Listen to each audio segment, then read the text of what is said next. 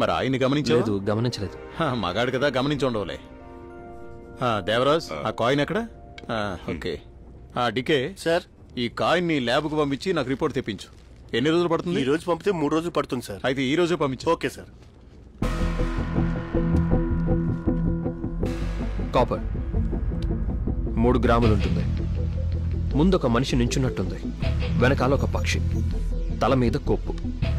So ఆడపక్షి. ఇది medieval Cholas పీరియడ్ది. I think Rajendra Cholan. So ఈ కాయిన్ ఎర్లీ 11th సెంచరీకి చెందింది. హే, అందరూ చప్పట్లు కొట్టండియా. అమిరాజు సార్, అర్జున్ ఒకరు వస్తారు, టెంట్ రెడీ చేయమని చెప్పాను కదా, వచ్చారు, తీసుకెళ్ళి. సరే సార్.